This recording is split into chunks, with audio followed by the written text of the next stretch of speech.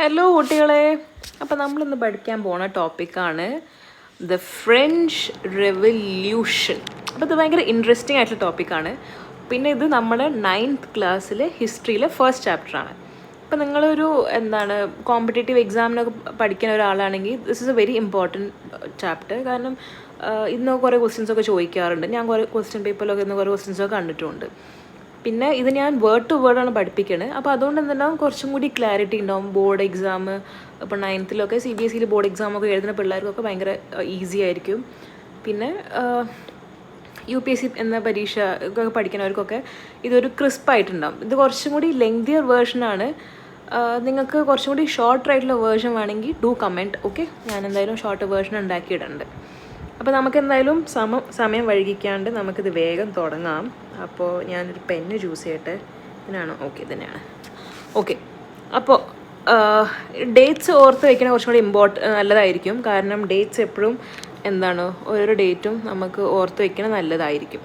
Okay, അപ്പോൾ നമ്മൾ first ഇതൊന്ന് സൂമിനായിട്ട് ഹൈഡ് തംബ്നെയിൽ. ഓക്കെ.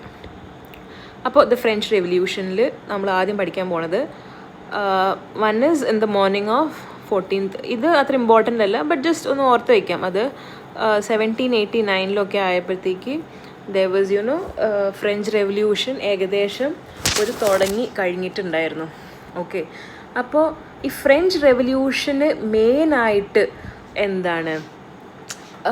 മെയിനായിട്ട് ഒരു പ്രശ്നം ഉണ്ടാക്കാനുള്ള ഒരു ഡ്രൈവിംഗ് ഫോഴ്സ് എന്തായിരുന്നു എന്ന് ചോദിച്ചാൽ ഇൻഫ്ലേഷൻ. ഓക്കെ, ഇൻഫ്ലേഷൻ ആയിരുന്നു. ഇൻഫ്ലേഷൻ എന്ന് വെച്ചാൽ നമുക്കറിയാം, പൈസ കൂട്ടി വരുന്നത്. എന്തൊരു കോമൺ കൊമോഡിറ്റി ആണെങ്കിലും അതിന് പൈസ കൂട്ടി വരുന്നതിനാണ് നമ്മൾ ഇൻഫ്ലേഷൻ എന്ന് പറയുക, അല്ലേ? അപ്പോൾ ഇൻഫ്ലേഷൻ ഉണ്ടാവുന്നതാണ് ഇതിനുള്ള മെയിൻ കാര്യം. ഓക്കെ, അപ്പോൾ ഇതിൽ ഒന്നുണ്ടായിരുന്നത് കുറേ ആൾക്കാർ, almost 7,000 men and women gathered in the town hall and they decided to form a people's militia. Militia എന്ന് വെച്ചാൽ നമുക്കറിയാം, മിലിഷ്യ എന്ന് വെച്ചാൽ എന്താണ്? ഒരു ആൾക്കൂട്ടം, അല്ലേ? കുറച്ച് ഗ്രൂപ്പ് ഓഫ് ആൾക്കാർ കൂട്ടി ചേർന്ന് പ്രശ്നം ഉണ്ടാക്കാൻ പോകുന്ന ഒരു മോഡലാണ് അവരെല്ലാവരും. Okay, when in the armed fight that followed, the commander of the Bastille was killed and prisoners released. അപ്പോൾ ഇതൊക്കെ ആൾക്കാരൊക്കെ കൂടി ആകെ പ്രശ്നം ഉണ്ടായി. ഇവരെല്ലാവരും പ്രിസണിൽ കയറി. അവിടെ ഉണ്ടായിരുന്ന ഈ ഫോർട്രസിൻ്റെ പേരാണ് ബാസ്റ്റിൽന്ന്. ബാസ്റ്റിലെ കമാൻഡറിനെ അവരെ കൊന്നു. എന്നിട്ട് പ്രിസണേഴ്സ് ഉണ്ടായിരുന്നു, അവരെല്ലാം റിലീസ് ചെയ്തു. ഓക്കെ, പിന്നെ Bastille was hated by all because it stood for despotic power of the king. അപ്പോൾ ഒബ്വിയസ്ലി കിങ്ങിനോട് അത്രയും ദേഷ്യമുള്ള ആൾക്കാരായിരുന്നു. അപ്പോൾ അവരെ സംബന്ധിച്ച് കിങ്ങായിട്ട് റിലേറ്റഡ് എല്ലാ കാര്യം കൊണ്ടും അവർക്ക് ഒരു ദേഷ്യം ഉണ്ടായിരുന്നു അവരുടെ മൈൻഡിൽ. ഓക്കെ, അപ്പോൾ ഇതിൻ്റെ many people were protesting against the high price of bread. അപ്പോൾ ഇതിൽ മെയിൻ റീസൺ വൈ വെച്ചാൽ നമ്മൾ എന്തൊരു യുദ്ധം ഉണ്ടാവുമ്പോൾ അതിനെപ്പോഴും ഒരു ഡ്രൈവിംഗ് ഫോഴ്സ് ഉണ്ടാവും, അല്ലേ?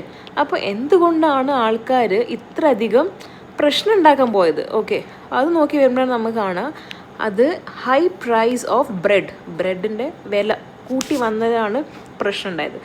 ഇപ്പോൾ നമ്മൾ വിചാരിക്കണം ബ്രെഡിൻ്റെ വില കൂട്ടിയാനൊക്കെ ഇപ്പോൾ എന്തിനാണ് യുദ്ധത്തിന് പോകേണ്ട ആവശ്യം. പക്ഷെ അങ്ങനെയല്ല, ബ്രെഡിൻ്റെ വില കൂട്ടുന്നതിന് പിന്നാലെ കുറേ കാരണങ്ങളുണ്ടായിരുന്നു. അപ്പോൾ ആ കാരണങ്ങളൊക്കെ ഒത്തുചേർന്ന് വന്നിട്ടാണ് ഒരു ഫ്രഞ്ച് വിപ്ലവം എന്നുള്ളൊരു സംഭവം നടക്കുന്നത്. ഇനി നമ്മൾ നെക്സ്റ്റ് ചാപ്റ്ററിൽ പോകുമ്പോൾ ആദ്യം നമുക്ക് അവിടുത്തെ കുറച്ച് നമുക്ക് ഹിസ്റ്ററിയിലേക്ക് പോവാം. അപ്പോൾ 1774 ലൂയി 16 എന്ന് പറഞ്ഞ ഒരാൾ, ലൂയി 16 ഇങ്ങേര് ബർബൺ ഫാമിലിത്തെ ആളായിരുന്നു. ഓക്കെ, അപ്പോൾ ലൂയി 16 ബർബൺ ഫാമിലിത്തെ ആളായിരുന്നു. ഇങ്ങേര് 20 വയസ്സായപ്പോൾ തന്നെ ഇങ്ങേര് രാജാവായി പ്രഖ്യാപിക്കപ്പെടും. He was announced to be the king. Okay, അപ്പോൾ ഇങ്ങേര് കല്യാണം കഴിച്ചത് ഓസ്ട്രിയൻ പ്രിൻസസ് മേരി ആൻ്റോണിയറ്റിനായിരുന്നു. അപ്പോൾ കുറേ കൊല്ലങ്ങളായിട്ട് യുദ്ധങ്ങൾ നടക്കുന്നുണ്ട്. ഇപ്പോൾ നമുക്കറിയാം, ഹിസ്റ്ററി നമ്മൾ എടുത്തു നോക്കുമ്പോൾ നമുക്കറിയാം മൊത്തം യുദ്ധങ്ങൾ മാത്രമാണ്, അല്ലേ? അപ്പോൾ ഇവിടെ മെയിനായിട്ട് നടന്ന ഒരു പ്രശ്നം എന്താണെന്ന് വെച്ചാൽ, ഇത്രയും യുദ്ധങ്ങൾ ഉണ്ടാകുമ്പോൾ എന്തുണ്ടായി, it had drained the financial resources of France. Okay, ഇത്രയും യുദ്ധങ്ങൾ കൂടി വന്നിട്ട് എന്തുണ്ടായി, അവിടുത്തെ ഫിനാൻഷ്യൽ റിസോഴ്സസ് കുറയാൻ തുടങ്ങി. ഓക്കെ, പിന്നെ they had to maintain an extravagant court at the immense palace of Versailles. അപ്പോൾ ഇതൊരു ക്വസ്റ്റ്യൻ ആയിട്ട് ചോദിക്കുകയാണ്, what was the main reason for financial drain? Okay, അപ്പോൾ നമ്മൾ ഓർത്ത് വയ്ക്കേണ്ടത് ഒന്ന്, it was the war. Okay, കുറേ വാർ ഉണ്ടായിരുന്നു. ഈ പെൻ്റെ തിക്നെസ് ഒന്ന് കുറയ്ക്കാം. Okay, one is there a lot of war. Okay, ഈ വാർ ഡ്രെയിൻ ചെയ്യേണ്ടായിരുന്നു. പിന്നുണ്ടായിരുന്നത് എന്തായിരുന്നു? Extravagant court at the immense palace of Versailles. അപ്പോൾ extravagant, they had to maintain a very extravagant court. അപ്പോൾ ഈ കോർട്ടിലുള്ള മന്ത്രിമാർക്ക് എല്ലാവർക്കും ഉള്ള പൈസയും പിന്നെ അതിന് മെയിൻറ്റെയിൻ ചെയ്യാനുള്ള കാര്യങ്ങളൊക്കെ there was a financial drain. അത് the war it had gone. Okay, and it was very, എന്താ പറയാ, ഭയങ്കര ഒരു ഫിനാൻഷ്യൽ ഡ്രെയിൻ ഉണ്ടാക്കിക്കൊണ്ടിരിക്കുകയായിരുന്നു വാർ. ഓക്കെ, അപ്പോൾ under Louis 16 France had the 13 American colonies to gain their independence from the common enemy. അപ്പോൾ Louis 16ന്റെ ഭരണത്തിന്റെ സമയത്താണ് ഈ ഫ്രാൻസ് 13 അമേരിക്കൻ കോളനീസിനെ അവര് ഇൻഡിപെൻഡൻസിനെ ഹെൽപ്പ് ചെയ്യണത്. ഓക്കെ, ഒരു common enemy, Britain is a common enemy for them. അപ്പോ ഇപ്പൊ കോമൺ എനിമിനെ പറ്റി ഇപ്പൊ ഞാൻ പറഞ്ഞതിന്റെ ആവശ്യമില്ലല്ലോ, കാരണം ഇപ്പോ എന്താണ്, പാകിസ്ഥാൻ ആൻഡ് ചൈനയുടെ ഒരു കോമൺ എനിമിയാണ് ഇന്ത്യ, അല്ലെ? അപ്പൊ അതേപോലെ തന്നെ അപ്പൊ ചൈനയ്ക്ക് എന്ത് പ്രശ്നമെങ്കിലും പാകിസ്ഥാൻ വിൽ ഹെൽപ്പ്, അതേപോലെ തന്നെ പാകിസ്ഥാൻ പ്രശ്നമെങ്കിലും China will help, because their common enemy is India, isn't it? So now moving forward, the French was obliged to spend an increasing percentage of its budget on interest payment alone. അപ്പോൾ ഇവർ already കുറെ പൈസ credit ആയിട്ട്, state credit ആയിട്ട് ലെൻഡേഴ്സിന് മേടിച്ചിട്ടുണ്ടായിരുന്നു. അപ്പൊ ഈ വാങ്ങിയ പൈസ എന്തുണ്ടായി അവസാനം? ലെൻഡേഴ്സ് പറഞ്ഞു ഇനി പറ്റൂല, ഇനി നമുക്ക് പറ്റൂല, ഒരു 10% ഇൻട്രസ്റ്റ് വേണമെന്ന്. അപ്പൊ ഓൾറെഡി എന്താണ്, പൈസ ഓൾറെഡി അവർ നഷ്ടത്തിലാണ്. അതിന്റെ ഇടയ്ക്ക് they have to pay an extra interest of 10% on all the loans that they have taken.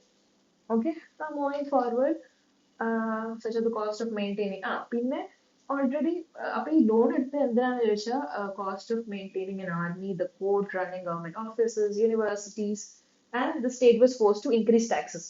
അപ്പോ ഇതെല്ലാം കൂടി വന്നപ്പോ എന്തുണ്ടായി?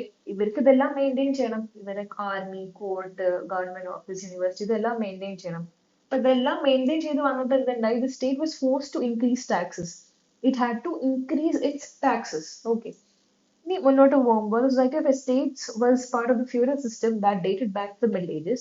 The term old regime is usually decided to describe society and institutions of France before 1789. Okay, this is not something relevant. You can skip that.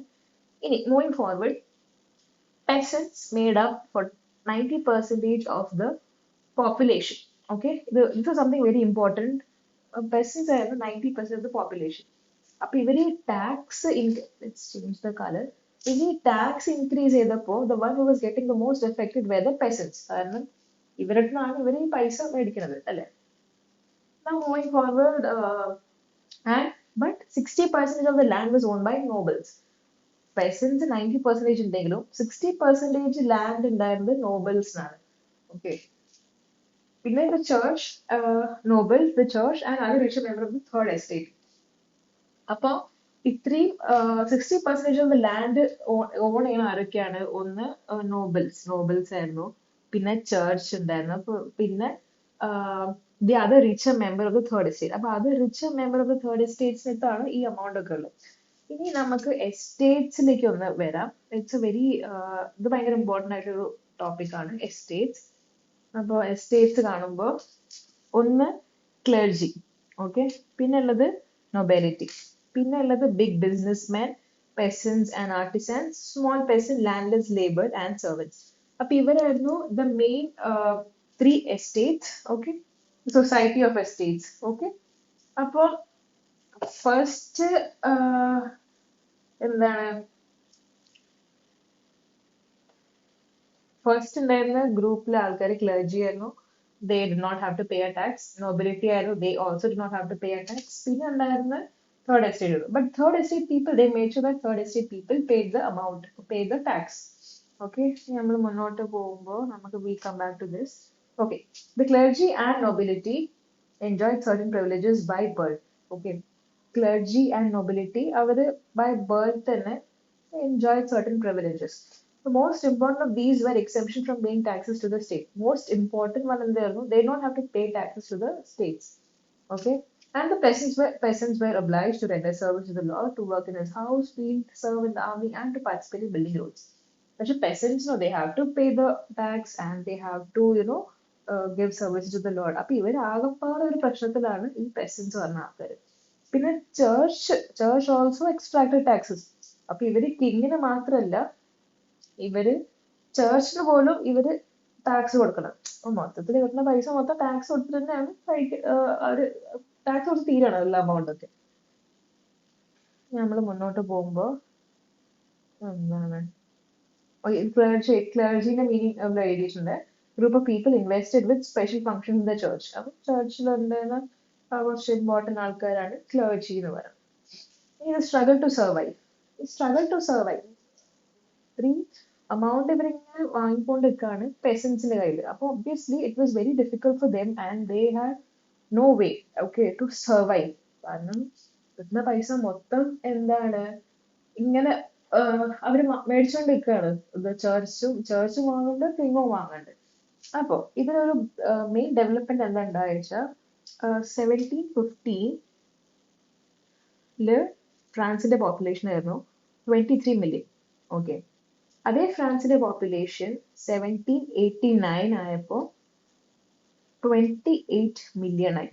Okay, അതേ ഫ്രാൻസിന്റെ population എന്തുണ്ടായി? 28 million ആയി. അപ്പൊ ഇത്രയും പോപ്പുലേഷൻ കൂടിയപ്പോ എന്തുണ്ടായി? ഡിമാൻഡ് കൂടി, അല്ലെ? ഫുഡിനുള്ള ഡിമാൻഡ് കൂടി. So production of not keep with the demand. അപ്പൊ എന്തുണ്ടായി? Demand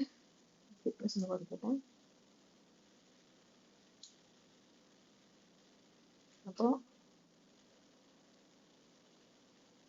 demand of grains increased, okay, with decrease in the production.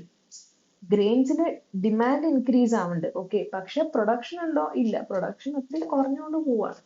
This led to something called a subsistence crisis. അപ്പൊ subsistence crisis എന്താണെന്ന് ചോദിച്ചാൽ it is an extreme situation where the basic means of livelihood are endangered. Okay, basic means of livelihood. നമ്മളിപ്പോ ഒരു ജോലി ചെയ്ത് നമ്മൾ പൈസ ഉണ്ടാക്കുന്നത് എന്തിനാണ്?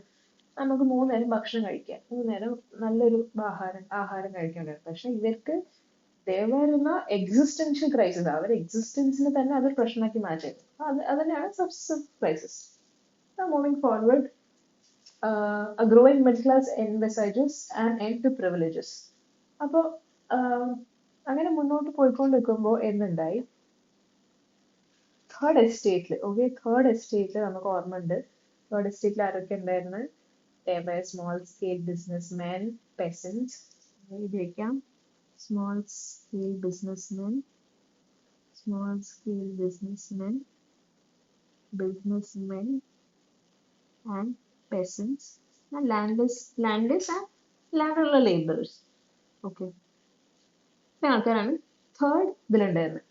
അപ്പൊ ഇവരെല്ലാവരും നമ്മുടെ തേർഡ് എസ്റ്റേറ്റിലുണ്ടായിരുന്നു. അപ്പൊ ഈ തേർഡ് എസ്റ്റേറ്റിൽ എന്തുണ്ടായി? ചില ബിസിനസ് ആൾക്കാര് started making quite a good amount of money.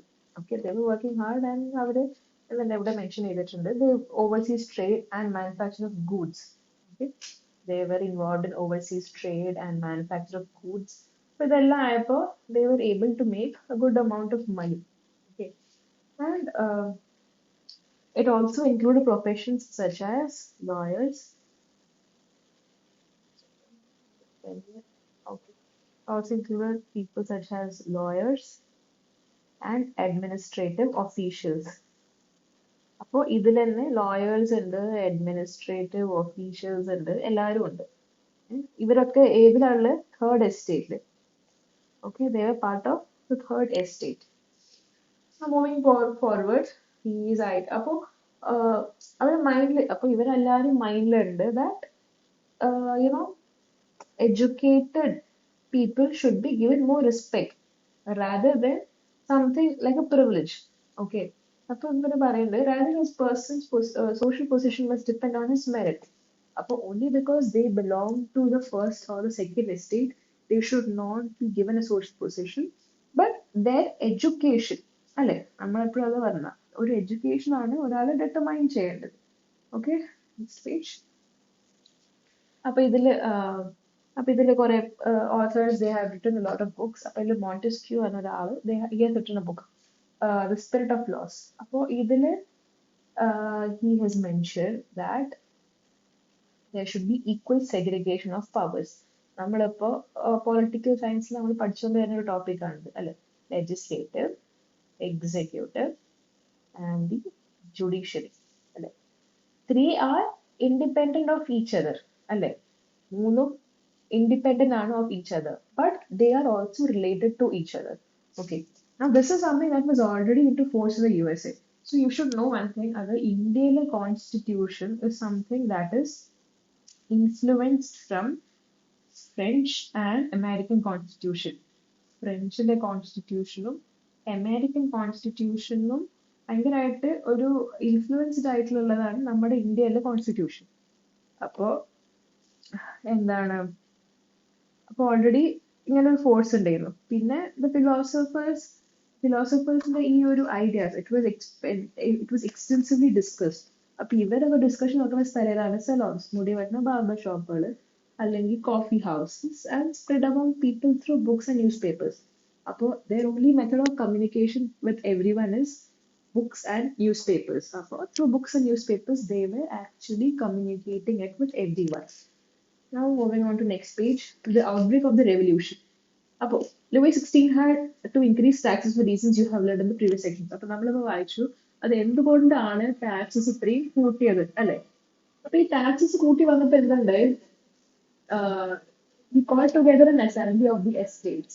ഞാൻ ഒരു എസ്റ്റേറ്റ്സിന് അസംബ്ലി വിളിച്ചു. അപ്പൊ ഇതില് he had called for 300 people who were from the first and from the second, and he had called for 600 people who were from the third estate. Okay, so usually what happens, ഒരു assembly വിളിക്കുമ്പോൾ they will ഒരു vote cast ചെയ്യാൻ പറയും. അപ്പൊ when the vote is cast, people belong to the first and second, they അപ്പൊ ഒരു estate, one estate can cast one vote. Okay, അപ്പോൾ obviously first and second estates are always together because they belong to the privileged group. അപ്പോൾ obviously they will never want the third party or third estate to come above them.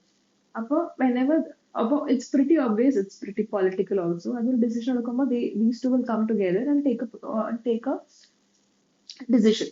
അപ്പോൾ ഇങ്ങനെ decision എടുക്കാൻ അപ്പോൾ ആ സമയത്ത് ഇവിടെ എഴുതിയിട്ടുണ്ട്, but members of the third estate demand that voting now be conducted by the assembly as a whole, that each member would have one vote. അപ്പോൾ ഇയാൾ പറഞ്ഞു that each member should have only one vote. Okay, he mentioned it very clearly that each person should have only one vote. Okay, and when the king rejected this proposal, members of the third estate walked into the assembly in protest. അപ്പോൾ king ഇതിനെ reject ചെയ്തു because king knew that if just ഇപ്പൊ common സെൻസിന്റെ കാര്യമാണ്, ഇപ്പൊ 600 ആൾക്കാര് third estate നാണ്. Okay, and rest 300 and 300. അപ്പോൾ total 600 people are from first and second അല്ലെ. ഫസ്റ്റ് ആൻഡ് സെക്കൻഡ് 300 600 ആൾക്കാരുണ്ട്. അപ്പൊ ഈ 600 ആൾക്കാരുടെ obviously they'll have a unified vote അല്ലെ. അവരൊരു they will vote against it because അവരാണ് ഏറ്റവും കൂടുതൽ എന്താണ് അണ്ടർ പ്രിവിലേജ്ഡ് ആയിട്ടുള്ളത്. they are the one who are being tortured to pay taxes. അപ്പൊ പക്ഷെ ഈ 600-ല് there are some people who are poor also. Appo they will also want to support the people who belong to the third estate. Appo അങ്ങനെ ഒരു individual voting വന്നാൽ first and second ആൾക്കാർക്ക് അറിയാം അത് നമ്മളെ പണി പാളി, നമ്മൾ എന്തെങ്കിലും ഇതാക്കേണ്ടി വരും. അങ്ങനെ മുന്നോട്ട് പോകുമ്പോൾ they declare, അപ്പൊ പിന്നെ they declare that they need a national assembly. അവർ മനസ്സിലാക്കിയത് ഈ കിങ് ഭരണത്തിലാണെങ്കിൽ ആകെ പ്രശ്നമായിരിക്കും. അപ്പൊ നമുക്ക് we do not want a monarch, we want a republic. അപ്പൊ അത് മുന്നോട്ട് പോയതുകൊണ്ട് തന്നെയാണ് ഒരു റെവല്യൂഷൻ, ഒരു ആൾക്കാരുടെ മൈൻഡിൽ ഒരു റെവല്യൂഷനിസ്റ്റിക് ഒരു മൈൻഡ് സെറ്റ് ആണത്. പിന്നെ വേറെ പ്രശ്നം, പിന്നെ ഓൾറെഡി ഒരു നാഷണൽ അസംബ്ലിന്റെ ഡ്രാഫ്റ്റിംഗിലായിരുന്നു വെർസാലേസ്. പക്ഷെ അതിലേറെ പ്രശ്നം ആയി തുടങ്ങിയത് എപ്പോഴാണ്, അവിടെ ഒരു സിവിയർ വിന്റർ വന്നപ്പോൾ. സിവിയർ വിന്റർ വന്നപ്പോൾ എന്തുണ്ടായി, ഒരു ബാഡ് ഹാർവെസ്റ്റ് ആണ്. നമുക്കറിയാം അത് ഒരു ബാഡ് ഹാർവെസ്റ്റ് ആകുമ്പോൾ അതിലെന്താണ് ഗ്രെയിൻസ്, ഈ ഗ്രെയിൻസിനെ കൊണ്ട് തന്നെയാണ് ഇവർ ഫുഡൊക്കെ പ്രിപ്പയർ ചെയ്യുന്നത്. അപ്പോൾ ഹാർവെസ്റ്റ് അത്രയും മോശമായി വന്നപ്പോൾ എന്തുണ്ടായി, അവരെ ബ്രെഡ്, അവര് ബേസിക് ഒരു സ്റ്റേപ്പിൾ ആയിട്ടുള്ള ഒരു ഡയറ്റ് ആണ് ബ്രെഡ്. അപ്പോൾ ബ്രെഡിന്റെ വില കൂടി വന്നു. പിന്നെ ബേക്കേഴ്സും മഹാസാധനങ്ങളെന്നും അവരെന്ത് ചെയ്തു, എക്സ്പ്ലോയിറ്റ് ചെയ്യാൻ തുടങ്ങി. The exploit situation and food supplies. അപ്പോൾ ദി ബേക്കേഴ്സ് അവർ മനസ്സിലായി ഓക്കെ അത് ഇനിയിപ്പോ ഇങ്ങനെ നിന്നാൽ ശരിയാവൂല. ഇവരെന്ത് ചെയ്തു, very smartly they exploiting the situation. Okay. പിന്നെ എന്തുണ്ടായി, അപ്പൊ ആൾക്കാര് people were just and even the women, അപ്പൊ women ആണ് ഈ വഴിയിലൊന്നും ബേക്കറിയിൽ നിന്ന് പോയിട്ട് ബ്രെഡൊക്കെ വാങ്ങണം. അപ്പൊ ഇവരാകെ ഗതി കെട്ട് സഹി കെട്ട് ആകെ പ്രശ്നത്തിലായപ്പോ എന്തുണ്ടായി, they women, men, everybody they went on to revolt. അപ്പൊ റിവോൾട്ട് ആയപ്പോ എന്തുണ്ടായി, peasants attacked Shakus. Shakus ഇതിൽ എഴുതിയിട്ടുണ്ട്, it's a castle or stately residence belonging to a king or a nobleman. അപ്പൊ ഒരു നോബൽ മെൻ അല്ലെങ്കിൽ കിങ്ങിനുള്ള ഒരു കാസലിനാണ് നമ്മൾ ഷെക്യൂ എന്ന് പറയുന്നത്. പിന്നെ it faced with the power of his revolting subjects, Louis finally accorded recognition to the National Assembly and accepted the principle that his powers would now be checked on by a constitution. അപ്പൊ അയാളുടെ subjects ആണ്, കിങ്ങിന്റെ subjects ആണ് the people. ആ കൺട്രിയിലെ രാജ അല്ലെ. അപ്പൊ ആ കൺട്രിയിലെ പ്രജാക്കൾ ഇത്രയും പ്രശ്നം ഉണ്ടാക്കുമ്പോൾ രാജാവിന് മനസ്സിലായി, ഓക്കെ, അത് ഇനി national assembly has to look forward to everything, കാരണം ഇനി ഞാൻ നിന്ന് ആകെ പ്രശ്നമാവും. അങ്ങനെ മൂവിങ് ഫോർവേഡ് അപ്പൊ ഒരു കോൺസ്റ്റിറ്റ്യൂഷണൽ മൊണാർക്കി ആയി. കോൺസ്റ്റിറ്റ്യൂഷണൽ മൊണാർക്കി എന്ന് വെച്ചാൽ ഒരു there was a constitution and its main objective was to limit the powers of the monarch. അപ്പൊ ഒരു കോൺസ്റ്റിറ്റ്യൂഷൻ ഉണ്ടാക്കി, എഴുതി വെക്കാം, 1791 ഒരു കോൺസ്റ്റിറ്റ്യൂഷൻ ഉണ്ടാക്കി. ഓക്കെ, ആൻഡ് ഈ കോൺസ്റ്റിറ്റ്യൂഷന്റെ main ഇതെന്തായിരുന്നു, limit the powers of the monarch. It had to limit the powers of the monarch. This made France a constitutional monarch. Okay. അപ്പോൾ now separated and assigned to different institutions, the legislature, executive and judiciary.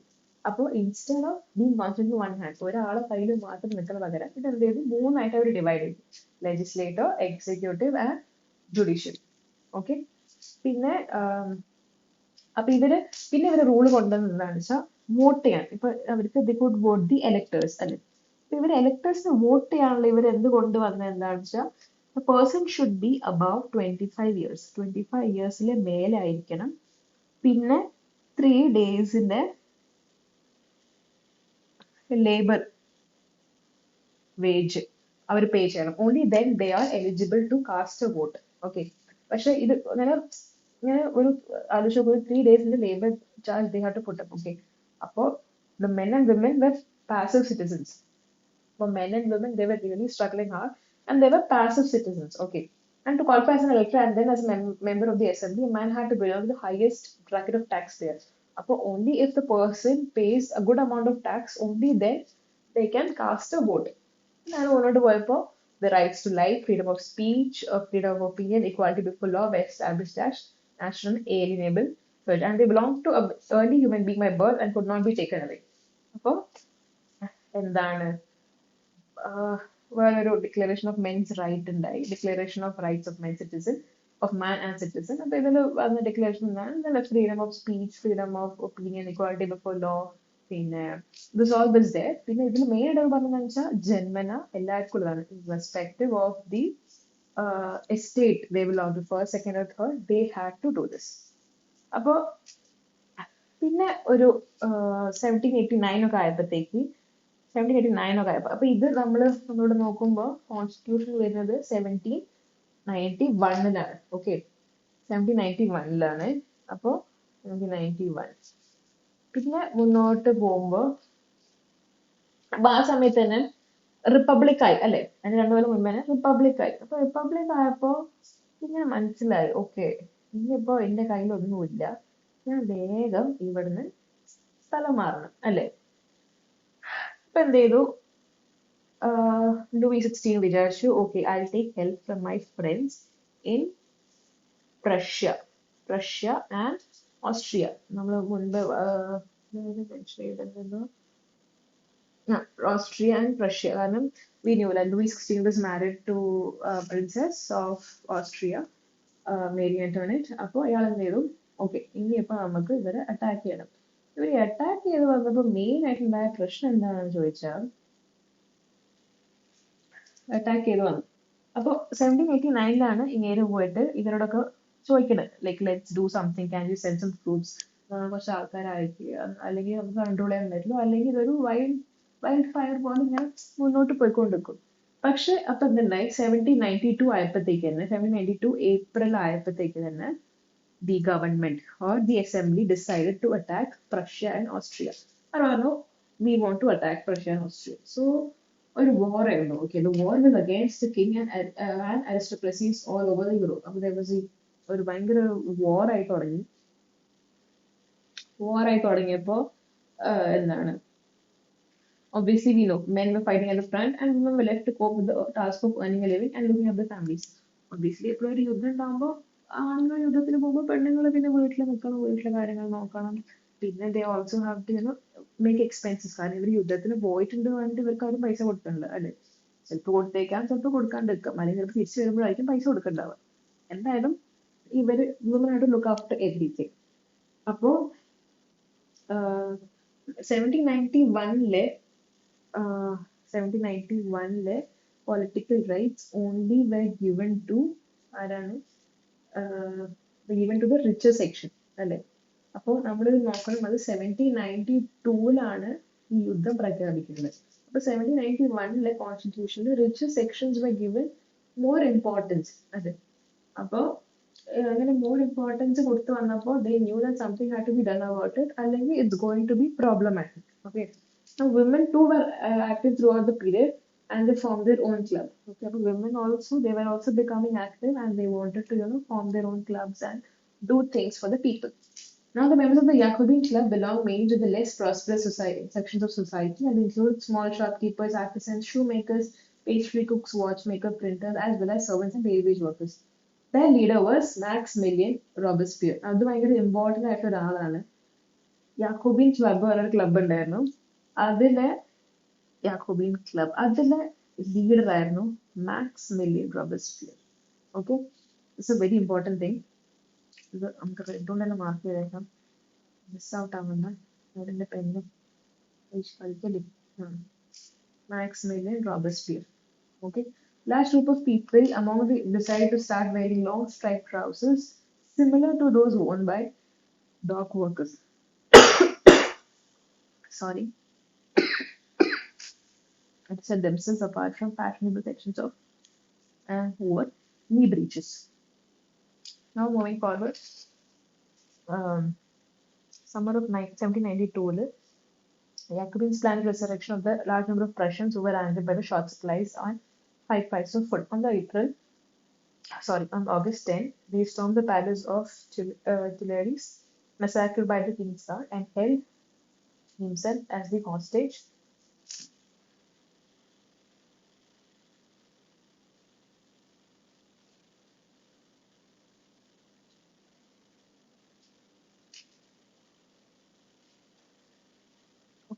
He held himself as the hostage, and ഇവര് കിങ്ങിനെ hostage ആക്കി വെച്ചു. Okay, കിങ്ങിനെ hostage ആക്കി വെച്ചപ്പോൾ they said that we want a new assembly and all the men above 21 were supposed to cast a vote. അപ്പോൾ first it was 25. They got down the age to 21. അത് പറഞ്ഞു everyone above 21 should be able to cast a vote. Now, newly elected assembly was called the convention. Okay, and on 21 September 1792, it abolished the monarchy and declared France as a republic. അപ്പോൾ 1792 നമുക്ക് officially പറയാം that it was declared as a republic. Okay, and അപ്പോൾ republic നമുക്കറിയാം it's a form of government where the people elect the government, including the head of the government. അപ്പോൾ ആൾക്കാരാണ് ഗവൺമെന്റിനെ ഇറക്കിയത്. India ഒരു റിപ്പബ്ലിക് ആണ് അല്ലെ. അപ്പോൾ ഒരു റിപ്പബ്ലിക്കിന്റെ മീനിങ് എന്താണെന്ന് വെച്ചാൽ ആൾക്കാർ, അവിടുത്തെ സാധാരണ ആൾക്കാരാണ് അവിടുത്തെ ഗവൺമെന്റിനെ ചൂസ് ചെയ്യുക. ഗവൺമെന്റിന്റെ ഹെഡിനെ പോലും അവരാണ് ചൂസ് ചെയ്യുക. പിന്നെ കോൺസിക്വന്റ്ലി എന്തുണ്ടായി, Louis 16 was charged of treason. Treason എന്ന് വെച്ചാൽ എന്താണ്, ട്രീസൺ എന്ന് വെച്ചാൽ ബിട്രേൽ. അപ്പോൾ ഇയാൾക്ക് ട്രീസണിന് he was charged with treason. പിന്നെ അയാളെ he was executed. പിന്നെ ഇയാളെ വൈഫിന് ഓൾസോ they were executed. അപ്പോൾ ഇത്രേ ഉള്ളൂ. ഇനി the reign of terror we'll do it in the next. Okay, next slide. Next വീഡിയോയിൽ നമ്മൾ reign of terror എക്സ്പ്ലെയിൻ ചെയ്യണം.